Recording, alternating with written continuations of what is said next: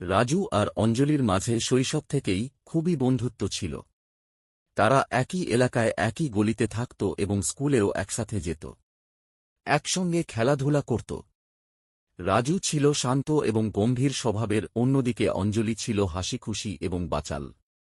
তাদের বন্ধুত্ব এত গভীর ছিল যে লোকেরা প্রায়ই বলত যে এই দুজন একে অপরের ছাড়া অসম্পূর্ণ। এভাবেই সময় কেটে গেল এবং দেখতে দেখতে দুজনেই বড় হয়ে উঠল। দুজনেই তাদের পড়াশোনা শেষ করল। রাজু দীর্ঘদিন পর একটা ভালো চাকরি পেয়ে গেল, অন্যদিকে অঞ্জলি তার স্বপ্ন পূরণের জন্য বিদেশে যাওয়ার সিদ্ধান্ত নিল।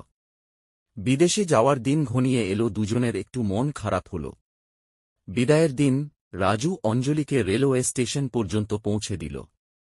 সেখানে দাঁড়িয়ে সে বলল, অঞ্জলি, তোমার ছাড়া এই শহরটা আমার কাছে খুব ফাঁকা লাগবে, তুমি আমাকে ভুলে যাবে না তো?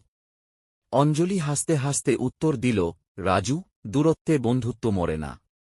আমরা যতই দূরে থাকি না কেন সবসময় একে অপরের হৃদয়ে থাকব। এভাবে দেখতে দেখতে কয়েক বছর কেটে গেল, দুজনেই নিজের মতো করে যে যার কাজে ব্যস্ত হয়ে পড়ল। একদিন হঠাৎ রাজুর ফোনে অঞ্জলির কল এল। ফোনে অঞ্জলির কণ্ঠ খুবই দুঃখিত ছিল। সে জানাল যে তার মা অসুস্থ এবং সে শীঘ্রই ভারতে ফিরে আসছে। রাজু তাকে সাহস দিল এবং বলল যে সে তার সব কঠিন সময়ে তার পাশে থাকবে। কিন্তু যখন অঞ্জলি ভারতে পৌঁছাল, তার মা ইতিমধ্যে মারা গিয়েছিলেন। অঞ্জলি ভেঙে পড়ল। রাজু তাকে সান্ত্বনা দিল, তার অশ্রু মুছে দিল এবং তাকে বিশ্বাস দিল যে সে একা নয়। এইভাবে অঞ্জলির মনে জায়গা করে নেয় রাজু।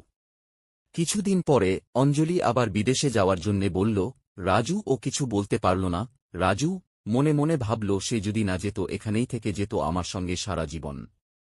অঞ্জলিও মনে মনে ভাবল, রাজু যদি আমাকে একবারের জন্যে থাকতে বলে আমি ওর কাছে ওর সাথে সারা জীবন থেকে যাব। কিন্তু রাজু কিছু না বলে অফিসে চলে গেল। রাতে বাড়ি এসে দেখে অঞ্জলি নেই, সে চলে গেছে। রাজু ভাবতে লাগল, আমি যদি বলতাম একটি বার, সে কি আমার সঙ্গে থাকত না? আর মনে মনে কান্না করতে লাগল। ইতিমধ্যে একটা ফোন আসলো, অপার থেকে অঞ্জলির মৃদু গলা, রাজু, আমি তোমার ছাড়া আমার জীবন কল্পনা করতে পারি না। তুমি আমার সবচেয়ে ভালো বন্ধু এবং আমি চাই যে আমরা সব সময় একসাথে থাকি।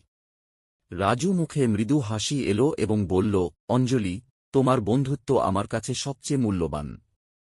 আমরা সব সময় একে অপরের সাথে থাকব, যাই হোক না কেন, কথা দিলাম।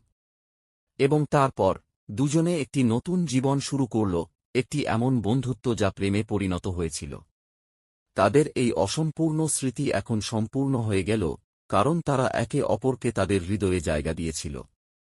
তাদের ভালোবাসার পূর্ণতা পায়। এইভাবে অঞ্জলি এবং রাজুর অসম্পূর্ণ